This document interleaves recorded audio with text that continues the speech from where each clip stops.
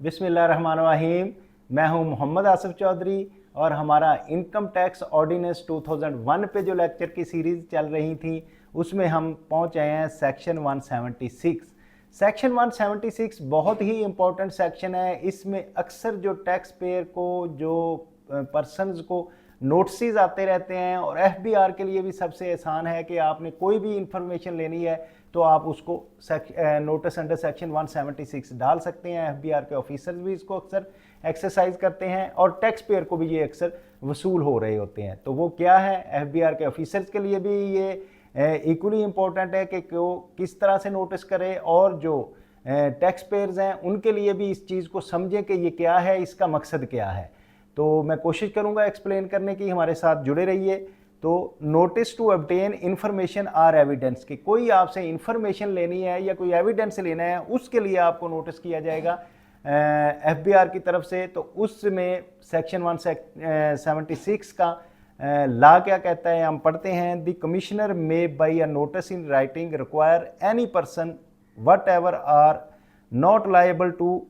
Tax under this ordinance, के कुछ भी चाहिए तो एफबीआर कमिश्नर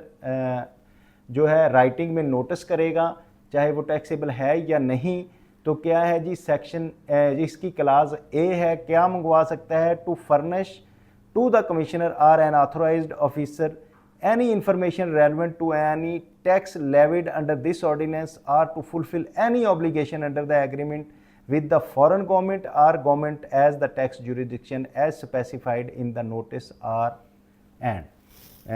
क्लास ए के कमिश्नर जो है वो नोटिस इशू करेगा जिसमें किसी ऑफिसर को ऑथोराइज करेगा कि उसको फलां डॉक्यूमेंट्स जो हैं,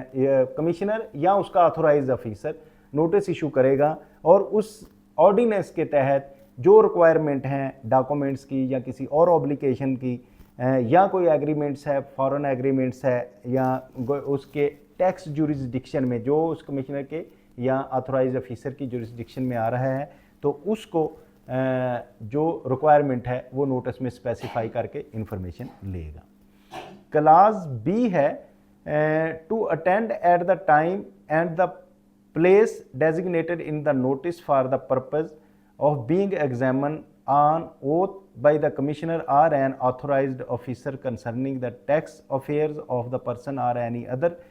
person, and for the purpose the commissioner or authorized officer may require the person examining produce any account, document or computer store information control or of the person or। तो इसमें time mention किया जाएगा कि किस time पे किस जगह कहाँ ये प्रोवाइड करना है, यानी कि जो ऑफिसर ऑथोराइज लिख रहा होता है उसमें उसके ऑफिस का एड्रेस आ रहा होता है, उसमें डेट दी गई होती है, उसमें जो है ये बताया जाता है कि कौन से टाइम में और किस जगह पे आपने ये डॉक्यूमेंट्स देने हैं, तो वो उसमें दी जाएगी। और फिर उसकी एग्जामिनेशन है कि अगर कमिश्नर ने खुद जाके या ऑथोराइज ऑफिसर ने खुद जाके कंसर्न की जाके एग्जामिनेशन करनी है तो वो भी बताई जाएगी। तो नोटिस के बाद वो इन्फॉर्मेशन चाहे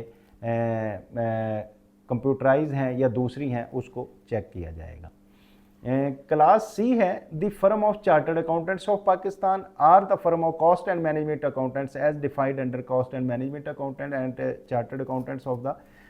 Pakistan as appointed by a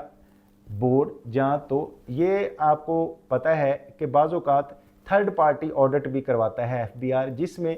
chartered accountant firm या cost and management accountant firm जो है वो हायर की जाती है और उससे ऑडिट करवाया जाता है, लेकिन उसकी अप्रूवल या तो बोर्ड करता है या कमिश्नर करता है। तो ये उसकी बात हो रही है कि अगर कोई अपॉइंट की गई है chartered accountant and cost and management accountant firm by the board या कमिश्नर आर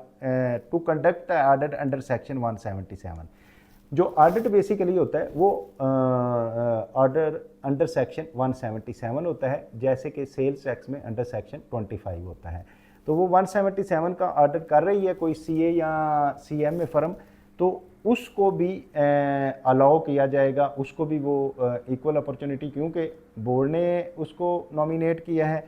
तो for any tax year may with the prior approval of the commissioner concerned enter the business premises of the tax payer. तो commissioner से approval लेके वो business premises में enter होंगे और उसका ऑडिट करेंगे। To obtain any information require production or any record or which required information is stored to examine within such premises कि उस में क्या क्या एग्जामिन करना है, क्या रिकॉर्ड लेना है और क्या करना है, वो इसमें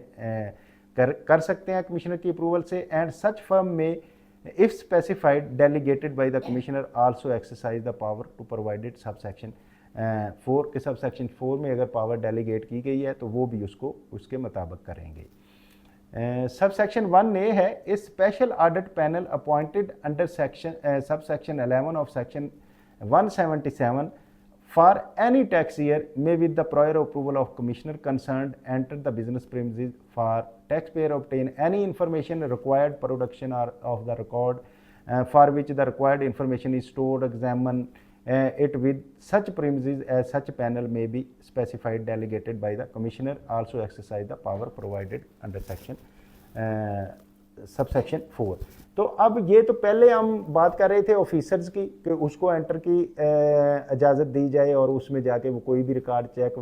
कर सकता है, एग्जामिन कर सकता है, देख सकता है। फिर हमने बात की अगर सीए फर्म या सीएमए फर्म को दी जाए तो उनकी है। अब ये बात हो गई है कि अगर कोई ऑडिट पैनल बनाया जाता है, ऑडिट पैनल किस तरह से बन सकता है। बाज़ औक़ात तो ऐसे होता है कि वो इनकम टैक्स और सेल्स टैक्स के ऑफिसर्स का ऑडिट पैनल हो सकता है या फिर उसमें इनकम टैक्स ऑफिसर्स के साथ चार्टर्ड अकाउंटेंट या कॉस्ट एंड मैनेजमेंट अकाउंटेंट या कोई और एक्सपर्ट्स जो हैं उस फील्ड के लेके तो उनका एक पैनल बनाया जाता है। तो अगर वो पैनल बन गया है तो उस पैनल को भी जो पैनल बनाया जाता है सेक्शन 177 के सब सेक्शन 11 में अगर वो बनाया गया है तो उसके भी जो है उसको अलाउ होगा कि वो प्रीमिसेस में जाके रिकॉर्ड एग्जामिन कर सके, चेक कर सके, कलेक्ट कर सके, व्हाट्सएवर जो भी ऑडिट के लिए इसके ज़रूरत होगी। सब सेक्शन 2 है ऑफ सेक्शन 176 द कमिश्नर में impound any account or document produced under subsection 1 and retain them for a long time as may be necessary for examination and for purpose of prosecution। तो जो record कब्जे में लिया गया होगा या जो रिक्वायरमेंट के मुताबिक उसको रिकॉर्ड मिल जाएगा कमिश्नर को, तो कमिश्नर उसको रिटेन कर सकता है जितनी देर चाहे, जब तक कि वो उसका एग्जामिनेशन नहीं कंप्लीट हो जाती प्रोसिक्यूशन के लिए या ऑडिट कंप्लीट करने के लिए, तो वो कमिश्नर के पास रहेगा। तो ये देखें रिकॉर्ड्स के मतलब हर चीज़ क्लियर की जा रही है कि क्या राइट्स हैं, ला क्या अलाउ करता है एफबीआर को और क्या करना पड़ेगा टैक्स पेयर को। तो ये ऑडिट के लिए रिकॉर्ड आपको देना पड़ेगा और उसकी तफसीलन चेकिंग हो सकती है। सब सेक्शन 3 है the person from whom the information is required may at his option furnish the same electronically in any computer readable media where the hard copy of the computer disk information stored or the computer is not made available as required under subsection 1 the commissioner may require the production of the computer on which the information is stored and impounded or retain the computer for long as necessary for the copy of the information required. अब ये है कि बाज़ औक़ात तो ऐसा होता है कि हार्ड डिस्क आपने ले ली तो उसमें सारा डाटा अवेलेबल है, लेकिन बाज़ औक़ात आप उसमें रिटेन नहीं कर सके तो कंप्यूटर पूरा जो है वो भी रखा जा सकता है, इंफॉर्मेशन में रिटेन किया जा सकता है कि उसमें जब